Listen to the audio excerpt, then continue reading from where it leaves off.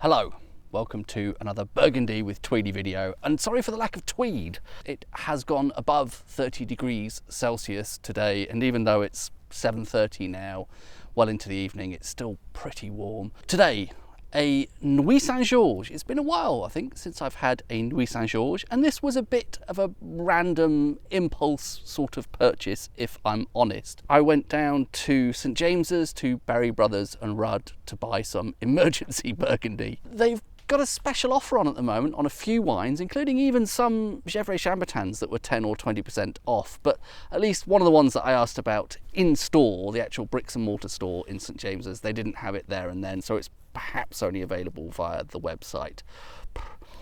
So I just picked up what I could. It is a Nuits Saint-Georges from a producer called Pierre Thibert. The name rings a vague bell. I may have had something from them before. And it's a 2021 vintage, which would normally put me off a bit. I'm on the brink of just writing off those 2 years, 2020 and 2021.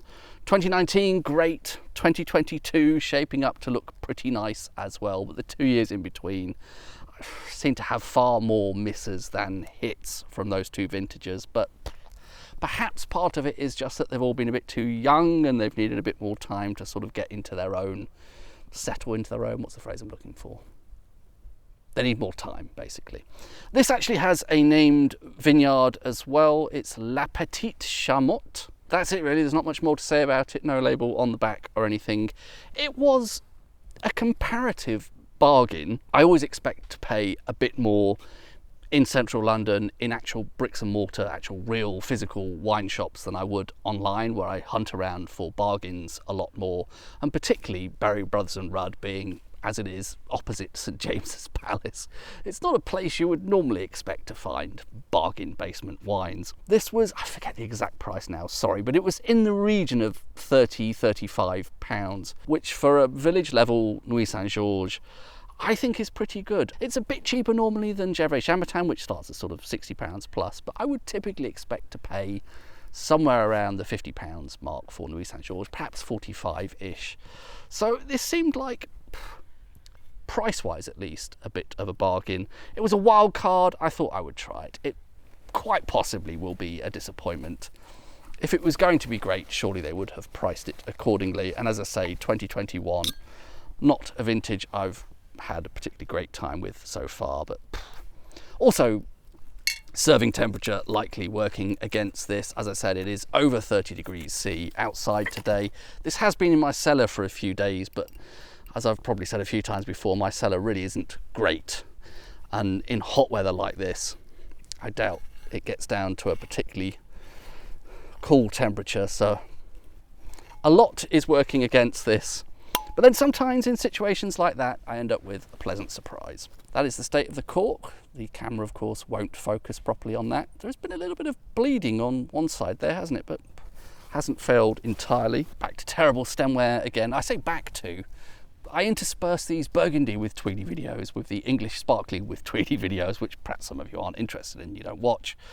So for me, the last time I was out on the heath drinking wine, I was using proper stemware for a change. While that colour is right bang in the middle, it is getting a bit gloomy in here now. Like I say, it's 20 to 8, less than an hour from sunset, and there's a lot of shade here. There's probably not much point trying to analyse that colour too much, is there? First hint on the nose, actually quite promising. A little bit of dainty, slightly pretty cherry, actually. Yeah, that's quite nice. Slightly with a background of smidge. The insect repellent I've been spraying myself with out of sitting in the woods. I don't think that's the wine. Maybe a bit of red berry fruit as well there. Something else, but it's not quite making itself clear yet. Bit of a swirl, and what do we think? Cherries, maybe going a little bit glacé cherry there. Glacé cherry, you know what I mean, those cocktail cherries. The red berry fruit a little bit more pronounced. Is there any red berry fruit that is ever in glacé form? Is there such a thing as a glacé raspberry? Probably not. There's probably some chemical or biological reason why that's not practical. That isn't a bad nose to start off with. Yeah. almost get a very faint whiff of cocoa powder or something. That's always a very good sign when I find that. Yeah, more bright, fresh cherry there. I don't know if you can hear the occasional thud there. Acorns falling off the tree. It's that time of year. Mid-August.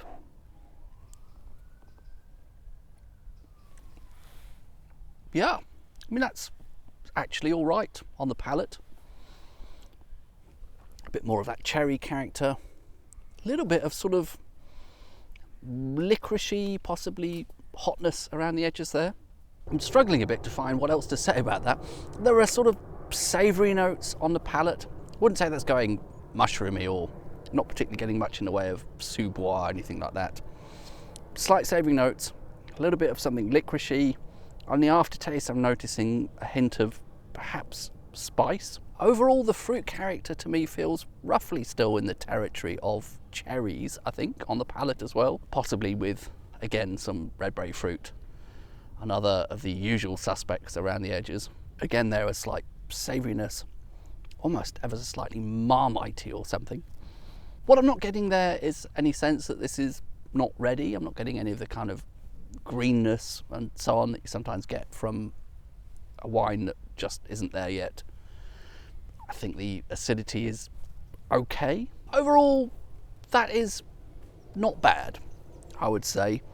Perhaps this is just doing what you'd expect at that price point. Somebody at BBR has decided this perhaps isn't going to be the finest moment at this particular point in time, at least, and you know, and it is priced accordingly. It's not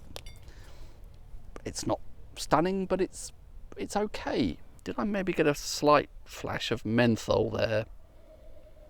That's sometimes an indicator of a youthful Pinot Noir, isn't it? Something that's perhaps ideally would be aged a bit more.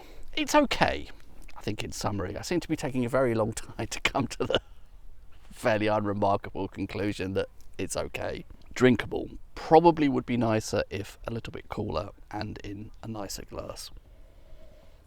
But there's nothing intrinsically wrong with that. A couple of glasses of that on a summer evening will probably be quite pleasant, I imagine. That might be it for this. It's okay. It's not a very helpful bit of feedback, is it?